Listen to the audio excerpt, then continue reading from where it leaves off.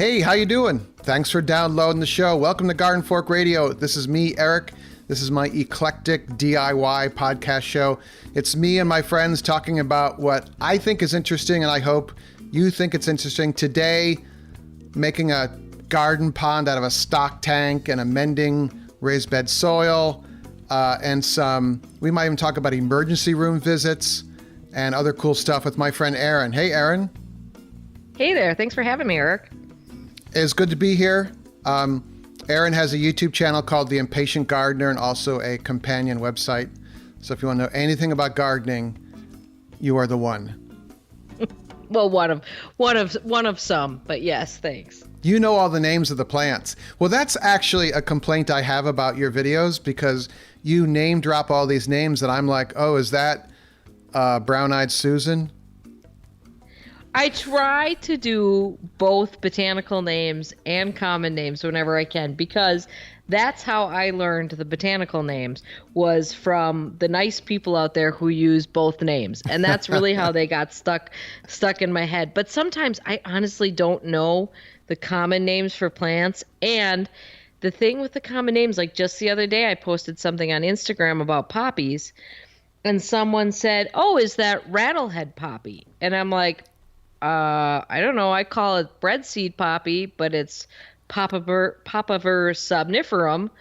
I think maybe rattlehead poppy could be another common name for it, but all these common names, are typically very regional. So you can get into an argument with somebody over a plant ID, and you might actually be saying the same thing.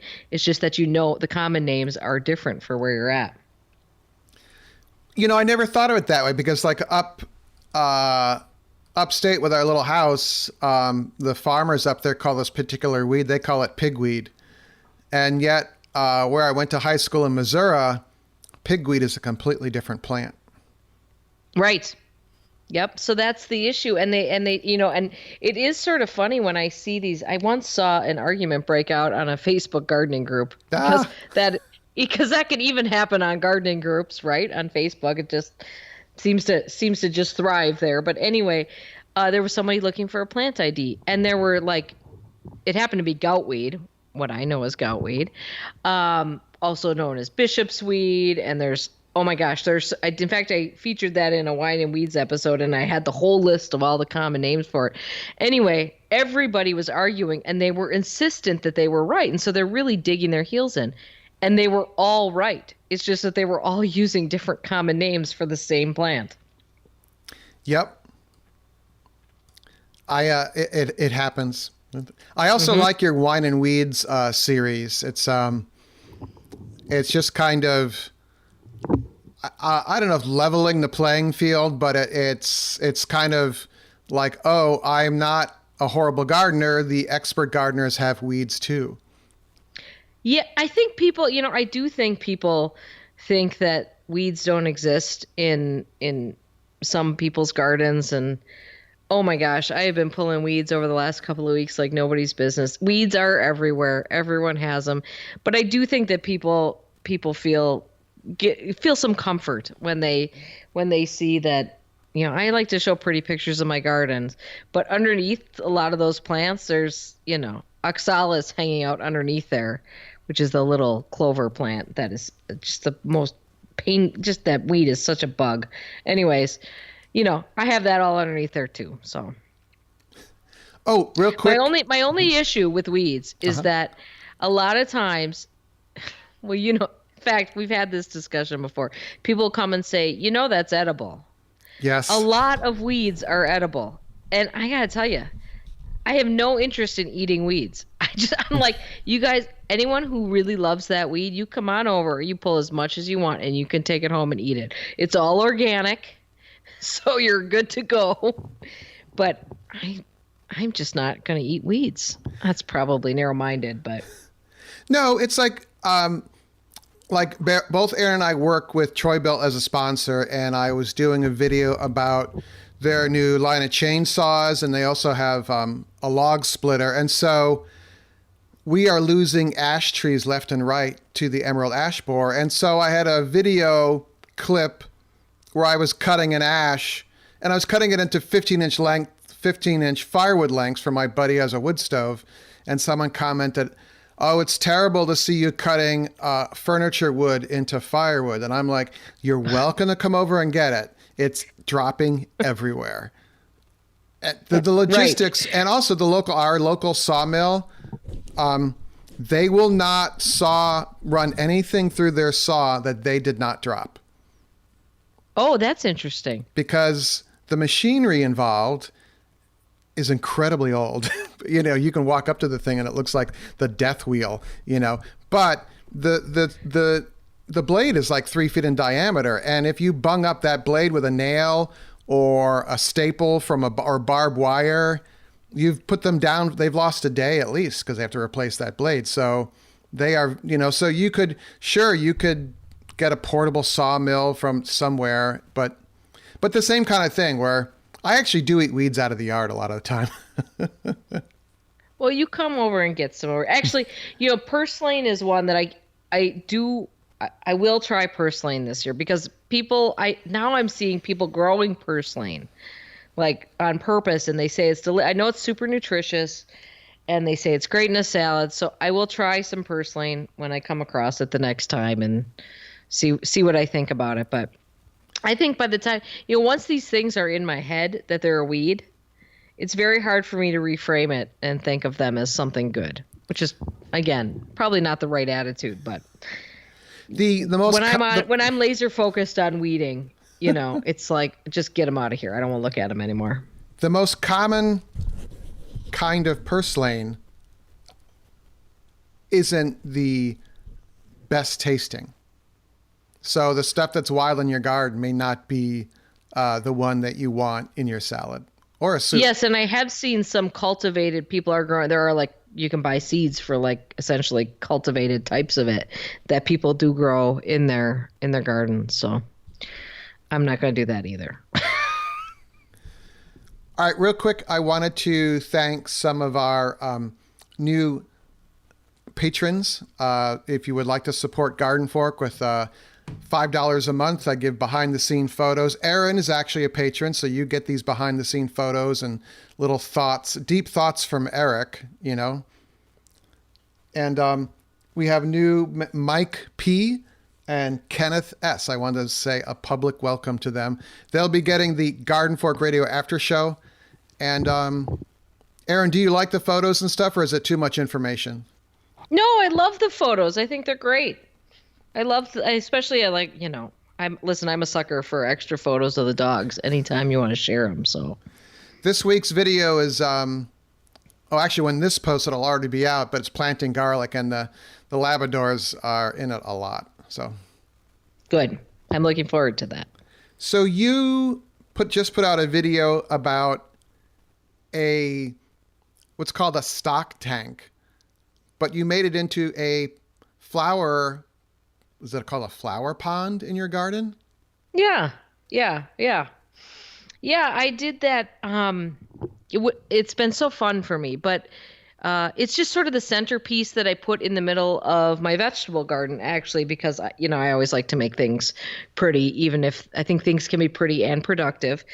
And I wanted something as a centerpiece in that garden, and I thought, well, why not try my hand at water gardening? And so I just bought a galvanized, it's meant, you buy them from farm stores, and they're meant to feed your cattle or your horses, or water your cattle or your horses or whatever, your livestock. And I just use that as my pond. And it's been fun in particular for me because I knew nothing about water gardening. 3 years ago I started this. Now I know a little bit more than nothing. But it's really fun to learn something new. And what I really like about it is that I had no expectations. So, because I didn't know what I was doing. So anything that grows in there or looks good in there is a huge victory for me, because I didn't have any expectation that anything good was going to happen there. And it's been really fun. And what's really neat is that, this is a sort of a niche part of gardening where people get really into it. So, and apparently it's quite addictive. People say once you start water gardening, people really get into it. But what's great is that I have learned so much from comments on videos because people, when people are enthusiastic about a niche, they are really happy to share that information. Yeah. So, most of what I've learned about it, I mean, I've done some research, but most of what I've learned about it has come from comments on videos with people offering suggestions of things to try, which is great. And I liked that it was kind of just a simple purchase. It's not like a fancy pond that you built or made out of brick and a rubber liner. It's just like it has an industrial. Well, I like this industrial look anyway. But I was intrigued that you dyed the water black. Yes, I do that in all my. I love doing that. Yeah, they make this non-toxic pond dye. 1 quart of it is good for like. I swear it's like almost an acre or something. It's huge. So I've had the same bottle of pond dye and I've used about half an inch of it so far because you literally need like 3 drops of it for that. I think it's 165 gallons in that stock tank. It's a 4 foot in diameter, 2 feet high. So yeah, I dye the water black because 1, then you get that really nice reflection, and 2, you don't see any of the ugly business underneath the water. Like the pots you don't and see stuff. any of the pots or the algae or any of that might be underneath there. It also helps keep the algae growth down because there's not as much light coming through. And do you have the tank, because it's a galvanized tank. Did you prop it up off the ground, or is right in the ground, or? Well, I have gravel in that garden, so it just sits right on top of the gravel. Oh, so it drains away, so that it's not sitting in water or something from rain. Exactly. Yeah, so if it overflows or anything, it's no big deal. And then you just planted is it a lotus flower? Yeah, lotus. Yes, a lotus. That's been really cool. I've done water lilies the past 2 years, and this year I decided to try a lotus, and I love it. It's really neat. I had no idea. Actually, there's another gardener who does actually. I don't know if you've met him yet, but he does some work with Troy Bill too. His name is Matt Mattis. He's written several books. Yeah. And he gardens in Ohio, and he actually grew a whole bunch of lotus. And it was in a conversation I had with him that he really encouraged me to give it a shot, which I did. And I love them. They hold their leaves up over the top of the water, unlike water lilies where, the lily pads lay on the water. Mm-hmm. And then they get these, and the flowers are even above those leaves. So they're quite tall and really stunning. So it's been so fun because I had no idea until recently that you could ever think about growing a lotus, which in my mind is an extremely tropical plant that you'd probably find in Thailand, in Wisconsin. I liked the lotus better than the water lilies because the water lilies are level with the water and you almost have to be up over the top of the tank to see them. Completely agree with that. Yep, absolutely. So the water lilies, would you have to take those inside in the winter or are they freezable? Well, I empty this stock tank pond every winter anyway because I'm pretty sure it would freeze solid.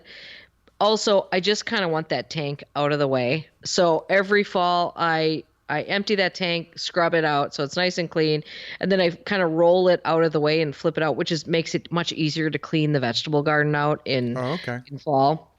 So everything comes out of it no matter what. And in the past, I've grown a tropical water lily one year and a hardy water lily the other year, and I had zero luck overwintering either one. The hardy water lily, I just kept it in its pot and I tried to just heel it into one of the raised beds and it didn't come back.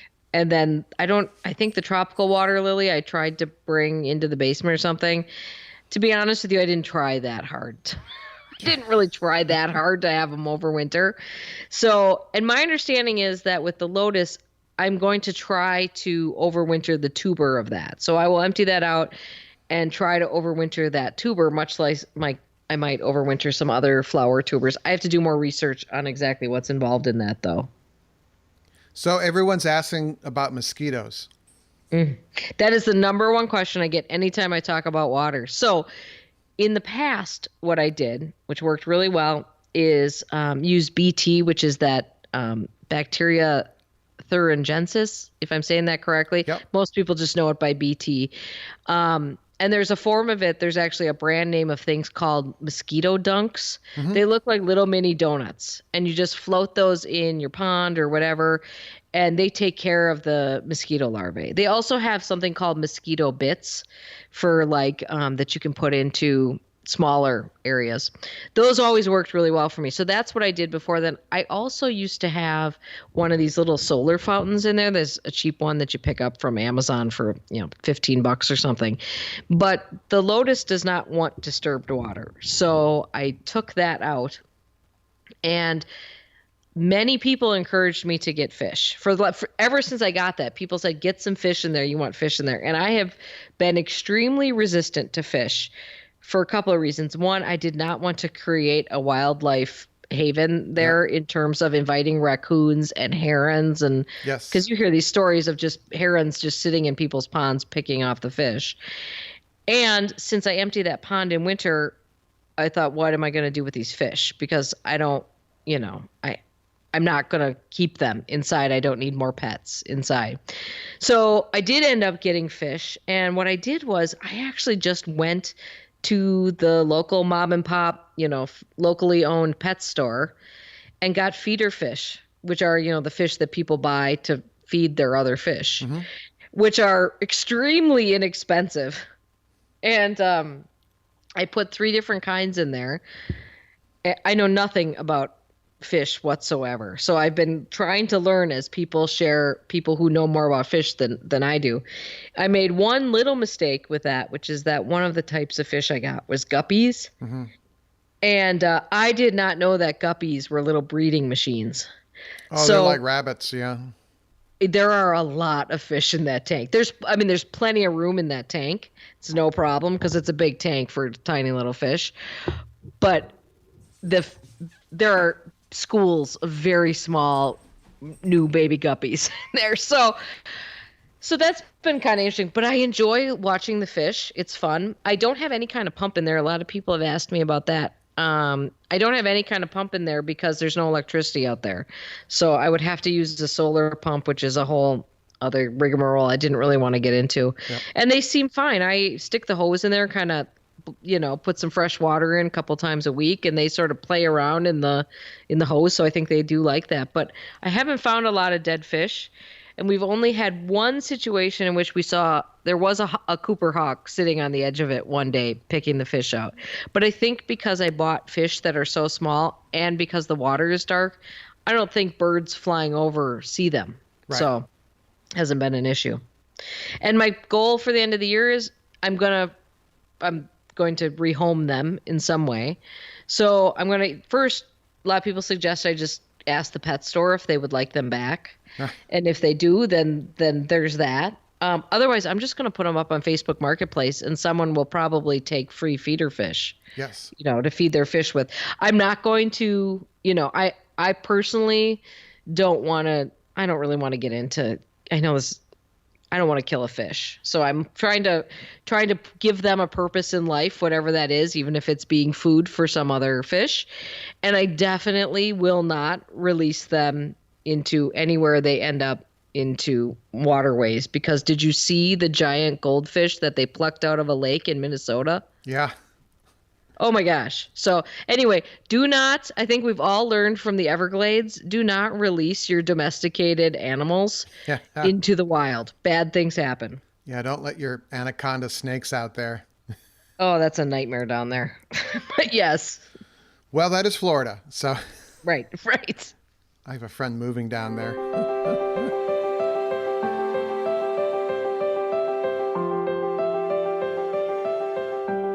Would you be interested in kind of getting some behind the scenes photos and thoughts and just that kind of stuff that I don't really feel comfortable putting out on social media, but I still want to share with like the Garden Fork crew? You can do that if you want to become a patron of Garden Fork. It's a really easy thing to do. I ask for $5 a month if you want to support the show here and also the videos. That's like a fancy cup of coffee a month, What do you think? In return, I post basically, if I take a picture of something, I'm like, oh, maybe the patrons be interested. I post it to the app. You also get an email as well with a picture of it. Or if I do a little recording, all the after shows that we do on Garden Fork Radio, just the behind the scenes stuff, and knowing that you're kind of like the Medici family to me. You are making this all happen, which I really appreciate. So more information about that is in the show notes below, or go to patreon.com/gardenfork. All right. All right. So I have a question for you, garden expert. Are you ready? I'm ready. So I have raised beds, and in two of them, I grow garlic every year. And garlic are these giant nitrogen feeders. And I usually use like a pelletized time release fertilizer in the trench in the row, or the little holes that I'm planting the bulbs in, the cloves in. Mm-hmm. But I could also like add manure or something. But anything that has volume, or if I just want to enhance the soil, upgrade the soil, amend the soil, anything I put in there raises the level of the dirt above the wooden sides of the bed. And then if it rains or something, it gets knocked off, or instead of this nice flat bed, it becomes a mound, which I'm not a real big fan of. So what do I do? Well, there's two things. I mean, the obvious solution here is to dig some soil out and then, put it somewhere and then add in your amendments. I mean, normally I always think it's so funny that you've got the issue with your raised beds where you have too much soil in it, and I have the issue with mine where the soil just keeps condensing more and getting smaller, and I'm always adding more. But I have in the past dug soil out and then, enough that I can put in whatever I need to put in. So that's one option. The other option, now you're bringing up a good point with garlic being a heavy feeder, but the other option is that even a small amount of manure or compost goes a long way in a raised bed, in a proper raised bed. And even if you get to the point where you can only lay down like an inch on top, that helps if you've got that much room in there. So you might also be, and once you get some more, as you add that stuff, there might be additional sort of microbial activity that might help bring that soil level down. But if you've got a lot in there already, I really think, I hate to say it because it doesn't sound like fun, but digging some out is the way. If you really feel like you need to get a bunch of stuff in there to amend it with, you got to dig some soil out. I'll just bring my backhoe over there and take some scoops out then. Yeah, that's perfect. There you go. That's overkill. Oh, come on. If you got a backhoe, you should use it, right? Well, we will have a tractor episode this fall, but as a friend of mine who owns a tractor says, he goes, once you buy a tractor, there will always be projects that you can use for the tractor with. Right. Exactly. All right. So I'm going to dig out some soil, and I actually have a place to put it. And then I will add in my amendments for my, so I'll have bigger garlic. Because the takeaway from the video we did is that there are two beds right next to each other. It was very interesting how, depending on how I had treated the soil in each bed, how large your bulbs of garlic will be. I'm looking forward to watching that video because I too harvested my garlic a couple weeks ago now. And I would say I had very moderately sized cloves. And I sort of, I usually fertilize at the time of planting. I know you talked to, I'm not going to get into this too much because I know you talked to Rick about this quite a bit in the podcast, but I usually fertilize at the time of planting. And then in like early spring, I do another one. I did not do that fertilization this year. And so that's probably part of it. Plus I think I really rammed them in pretty close this year. Yeah. So I was already a little nutrient deficient, and then I really packed in a ton of garlic, so they were fighting even more for it. They're still great cloves, and I have, they're still good. They formed really nice cloves. They're just not the bulbs are just not as big as they probably should have been. So I'm looking forward to seeing your video on exactly what you do.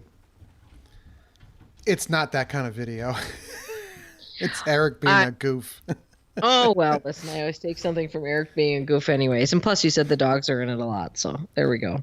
What I learned from my neighbor upstate, who I'm trying to get on the podcast, she is an organic market gardener.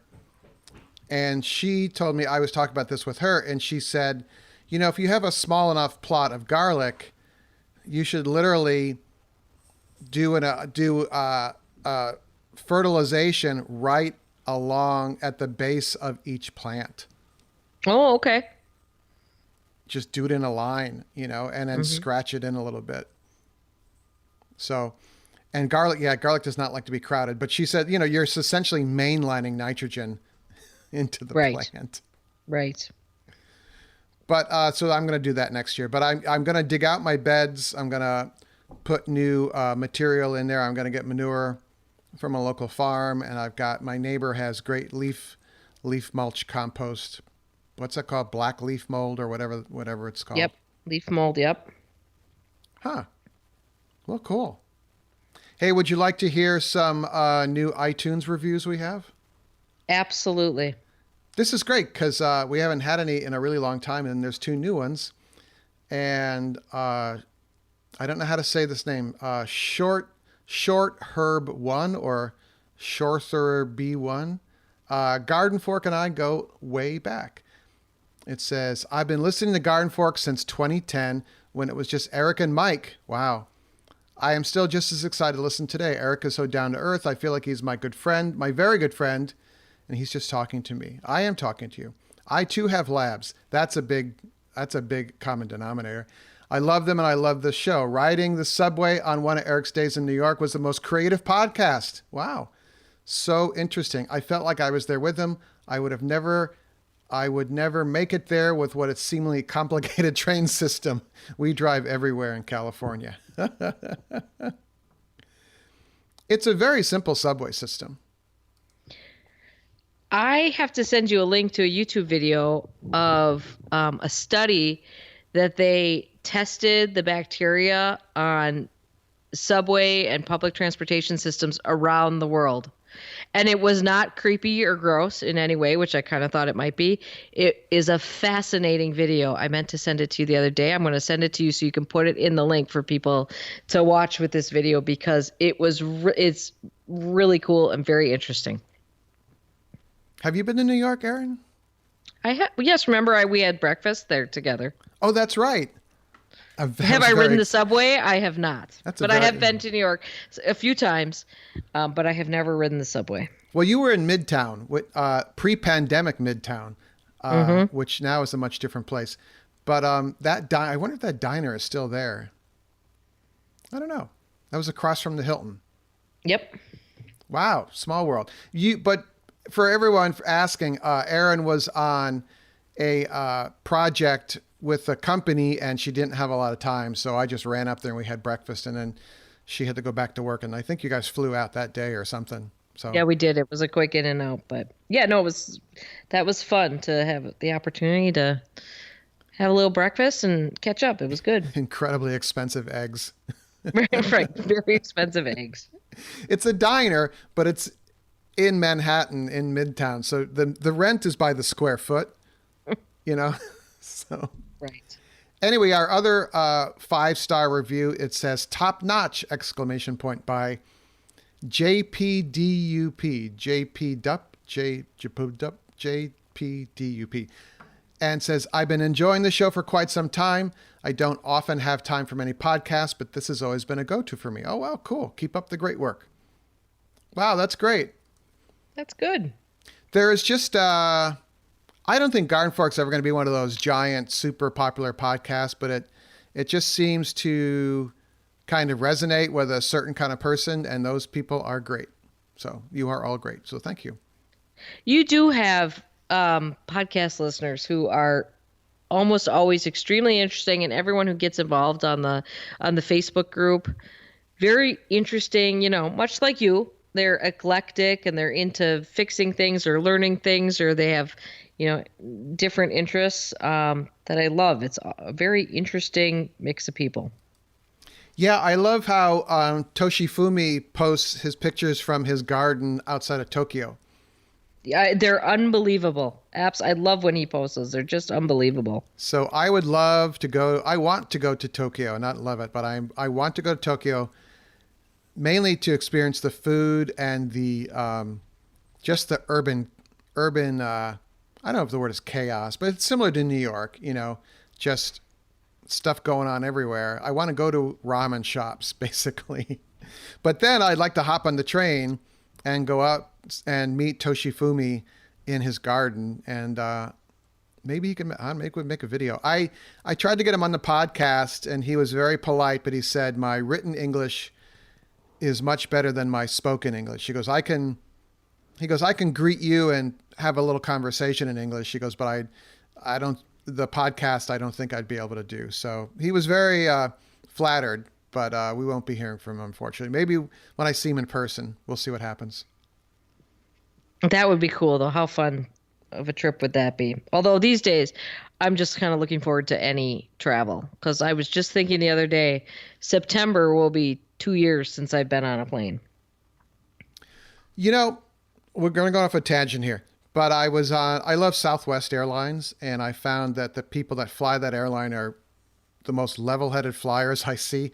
And a gentleman, I don't know if he's called the porter. In the flight attendants, there's a hierarchy. There's the person in charge of the passenger cabin, and then there's the people that work below that person. I believe it's called the porter. And this was a gentleman who spoke like a Southern, I'm going to say African American. He had dark skin. It's a Southern preacher. And he just had this beautiful baritone. And he said, while you're on the flight, thank you for wearing your mask. Keep in mind that the air in our airplane is filtered every 5 minutes from the outside. It's run through HEPA filters and it's refreshed every 5 minutes. So you're actually safer in this airplane than you were in the airport. Neat. And he said, keep in mind that we have to wear these masks 12 hours a day. So. Right. So he doesn't want to hear you're complaining about it. Right. It was a 2-hour flight. I'm like, okay. So. Yeah. No, I look forward to traveling. I did go see my sister and my mom in Missouri, but then Missouri heated up again with the Delta variant. So I was just like, okay, I'll let that go back a little bit. So yeah. Should we talk about your grilled cheese sandwich or something else? Ooh. Are you still there? Yeah. Oh, sorry. Sorry, something got pressed on my computer and Siri started talking to me, which is how it always goes. You must have said something that made Siri activate. I said, do you want to talk about your grilled cheese sandwich? Oh, it was delicious. Do you have any secrets? Yeah, you bet I do. Absolutely. 2 types of cheese. Oh. You want some Gruyere on there, and you want some sharp cheddar on there. Yes. So you want the sharp cheddar. You want like 2/3 sharp cheddar. You like 2 parts sharp cheddar, 1 part Gruyere, and you just want the Gruyere for like the good meltiness, right? Mm-hmm. That's what that's there for. Little bit of Penzeys sandwich sprinkle on there, just a touch, because it can get a little salty otherwise. And that's your basic. Now, of course, with a grilled cheese, you can add in a little bit of onion. Get into the time of year when you can add in like a little slice of fresh tomato, although I prefer to do that on sort of an open face scenario. But no, I ate a grilled cheese right before we got on because literally that's the only food in our house is bread and cheese. So well, you are in Wisconsin. That's how I decided my lunch. Right. We're in Wisconsin, so pretty much there's always cheese and usually bread. So the Gruyere is kind of a shadow cheese. It doesn't. It's not a first row cheese. No, it's never gonna be the big pack the big flavor. It's just got the good melty smoothness in it. On the East Coast here, I don't know if it's in the rest of the country. We have a dairy brand called Cabot, and it is a cooperative dairy farm cooperative. And Spiker's mom is named Cabot, and her family is are dairy farmers that belong to the Cabot Dairy Farm Cooperative. So they have a aged cheddar. It's a 3-year aged cheddar that is, they also have a 5-year, and it is delicious. It's quite inexpensive, and it just has a saltiness and a cheddariness that's amazing. Actually, I had a couple pieces last night, so now I want to go eat cheese. There you go. All right, so I think people have reached their destination. They've gone from the kitchen to their office room, and they're sitting down to work. So if you want any information about becoming a patron, that is a clickable link in the show notes here. If you want to email us, it's radio@gardenfork.tv. Aaron and I are going to hang around and talk about our worst emergency room visits on the patron-only after show. So thanks for listening, and go out and do cool stuff and make it a great day. Thank you. Garden Fork Radio is produced by Garden Fork Media LLC in Brooklyn, New York. Our producer is Sean O'Neill. If you need an amazing podcast producer, visit Sean's site, SeanInBrooklyn.com. That's Sean, SEAN, in Brooklyn.com. Our executive producer is Jimmy Goose. For more information about Jimmy and the custom hollow books he makes, visit hollowbooks.com. The music in the show is licensed from audioblocks.com and uniquetracks.com.